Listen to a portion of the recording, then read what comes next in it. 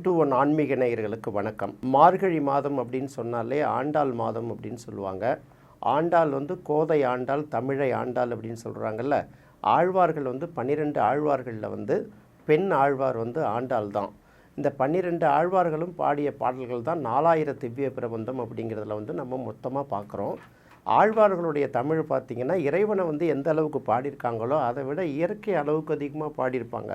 அதனால தான் பேர் ஆழ்வார்கள் அமுதம்னே பேர் அவங்களோட தமிழுக்கு. ஆழ்வார்கள் தமிழ் அமுத தமிழ். தமிழ்னு சொன்னாலே அமிழ்துன்னு சொல்கிறோம்ல. அது மாதிரி ஆழ்வார்களோட தமிழை படிக்க படிக்க அமிழ்தம் நமக்கு கிடைச்ச மாதிரியே ஒரு அற்புதமான ஒரு இன்பமயமான உணர்ச்சி இருக்கும். ஏன்னா இந்த வைணவத்தை பற்றி பேசும்போது மார்கழி மாதம் அப்படின்னால பல்வேறு சிறப்புகள் இருந்தால் கூட, எத்தனை பாடல்கள் வந்தால் கூட ஆண்டாள் திருப்பாவையை தினமும் வீட்டில் படிக்கிறது, அதை பாராயணம் செய்கிறத விட ஒரு அற்புதமான விஷயம் உலகத்தில் எதுவுமே கிடையாது இல்லையா? இந்த ஆண்டாளோட கதையை நினச்சாலே ரொம்ப சிரிப்பாக இருக்கும். அதாவது மானிடராக பிறந்து இறைவனை தான் நான் கணவனாக ஏற்றுக்குவேன் அப்படின்னு சொல்லிட்டு ஸ்ரீ ரங்கநாதரையே தன்னுடைய பெருமாளையே தன்னுடைய கணவராக்கி கொண்டவள் தான் ஆண்டாள். ஆண்டாளை பற்றி பார்க்கும்போது அந்த ஆண்டாள் பெரிய ஆழ்வார் அந்த ஸ்ரீவில்லிபுத்தூர் கோயிலில் மிகச்சிறந்த ஒரு வைணவராக இருக்கிற காலத்தில் அவருக்கு குழந்தை இல்லையே அப்படிங்கிற ஒரு ஏக்கம் இருந்தது. டெய்லி பார்த்திங்கன்னா அவர் பெருமாளுக்கு பூவை பறித்து அதை தொடுத்து அதை மாலையாக தொடுத்து கொண்டு போடும்போது அந்த தோட்டத்தில் ஒரு நாள் பார்த்திங்கன்னா ஒரு குழந்தை இருந்திருக்கு. அந்த பூந்தோட்டத்தில் கிடைச்சதுனால பூ மாலை அப்படின்னு பொருள்படக்கூடிய கோதை அப்படிங்கிற ஒரு பெயரை வைக்கிறாரு.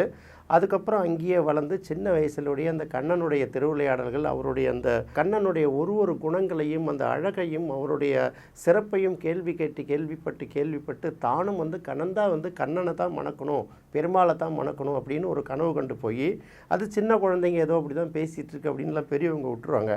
ஒரு கட்டத்துக்கு அப்புறம் பார்த்தா திருமண பக்குவம் வந்த பிறகு கூட பார்த்திங்கன்னா அவளுக்கு மணமகளை பார்க்கும்போது அதெல்லாம் கிடையாது, நான் பெருமாளை மட்டும்தான் மணந்துப்பேன், வேறு யாரையும் மணக்க மாட்டேன். அதில் ஒரு பாட்டு ஒன்று சொல்லுவா பாருங்கள். வானிடை வாழுமவ் வானவர்க்கு மறையவர் வேள்வியில் வகுத்தாவி, கானிடை வாழும்போர் நரி புகுந்து கடப்பதும் மோப்பதும் செய்வதொப்ப, ஊனிடை ஆழிசங்கு உத்தமர்க்கென்று உன்னித்தெழுந்த என் தடமுலைகள், மானிடவர்க்கென்று பேச்சுப்படில் வாழகில்லேன் மன்மதனே அப்படிங்கிறார்.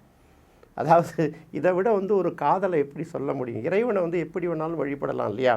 தந்தையாக வழிபடலாம், தாயாக வழிபடலாம், தோழனாக வழிபடலாம், காதலனாகவும் காதலியாகவும் வழிபடலாம்ல. அந்த காதல் கலந்த ஒரு விஷயத்தை தான் அவள் சொல்கிறா. அந்த கற்பனை உலகத்தில் அப்படி மட்டும் வாழ்றா அப்படின்னு நினைக்கல. இறைவன் மேலே ஒரு மாறாத அன்பு. கடைசியாக பெருமாளோட ஐக்கியமானா கூட அதுக்கு முன்னாடி அவருடைய அந்த திருமண பருவம் எய்த பிறகு இந்த மார்கழி மாதத்தில் ஒவ்வொரு நாளும் தான் இருக்கிற ஊரை ஆய்ப்பாடியாக நினச்சிக்கிட்டு, இது கண்ணனுடைய ஊராக நினச்சிட்டு இந்த கன்னி பெண்கள் எல்லாம் பாவை நோன்பு நோத்தாங்கன்னா அவங்களுக்கு பிடித்த கணவன் வருவான்னு சொல்கிறாங்கல்ல.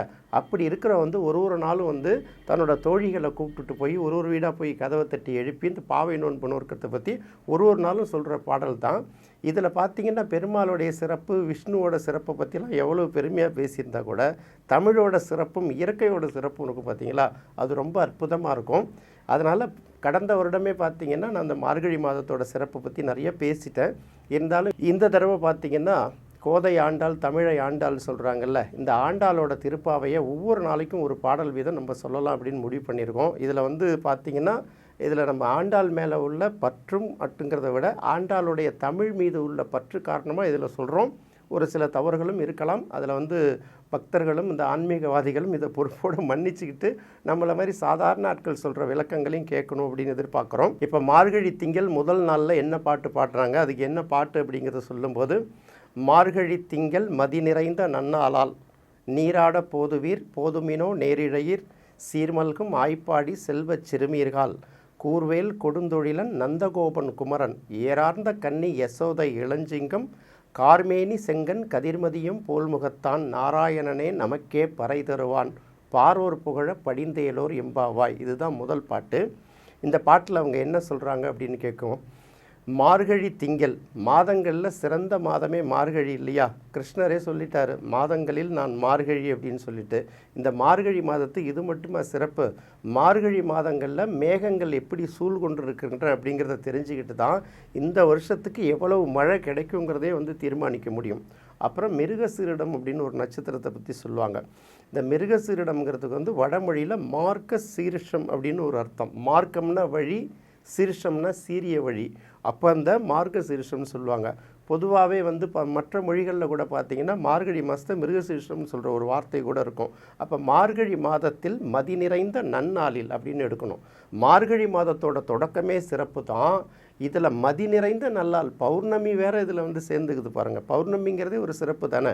மார்கழி மாதத்தோட முதல் நாளும் சிறப்பு, அப்புறம் வந்து மதி நிறைந்த நன்னாளால், மதி நிறைந்த மார்கழி மாதம் முதல் நாளாக மட்டும் இல்லை, இது பௌர்ணமி நாளாகவும் இருக்கிறதுனால மார்கழி திங்கள் மதி நிறைந்த நன்னாளால் நீராட போதுவீர். முதல்ல இந்த பாவை நோன்பு நோக்கும்போது முதல்ல போய் நீராட போகணும் இல்லையா?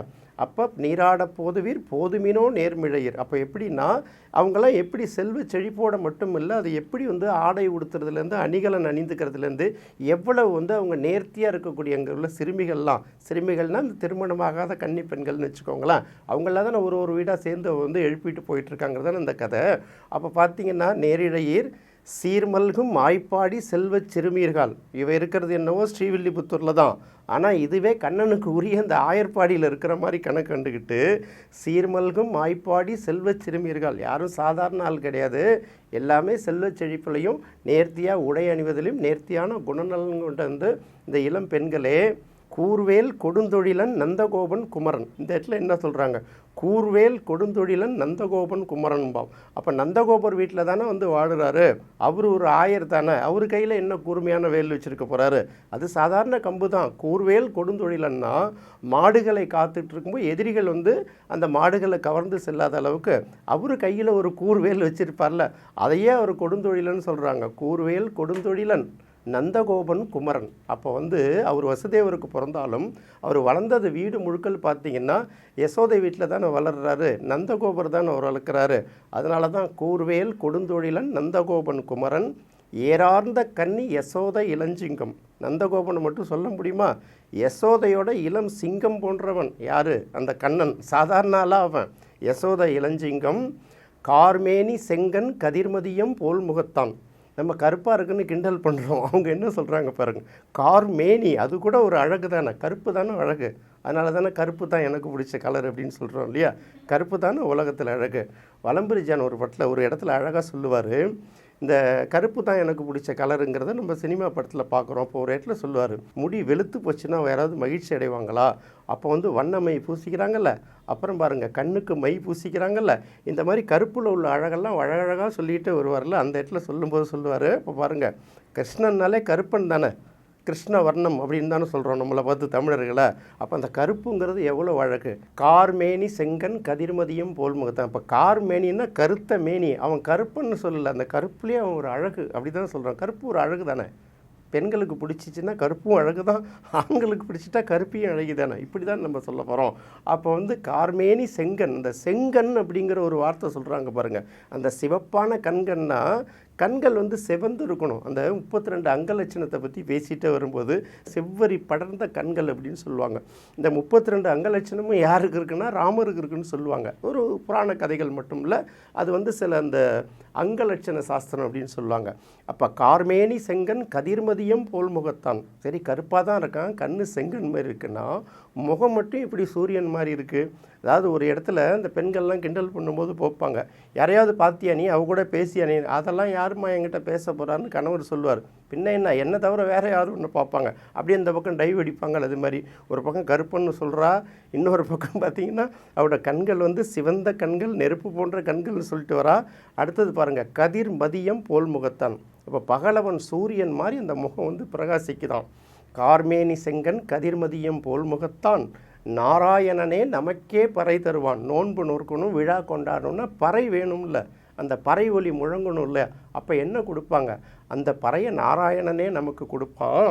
நாராயணனே நமக்கே பறை தருவான், பாரோர் புகழ படிந்தேலோர் எம்பாவாய். அப்போ தான் படுத்தோம்னா இந்த புகழ்ந்து வந்து இந்த நாராயணனே நமக்கு நல்லதெல்லாம் செஞ்சுட்டு போயிடான்னு சொல்லிட்டு இவ்வளோ அருமைகளை செஞ்சு இந்த முதல் நாள் வந்து தோழியர்களை எல்லாத்தையும் ஆண்டாள் வந்து கூப்பிடுற மாதிரி இந்த பாட்டு அமைஞ்சிருக்கு.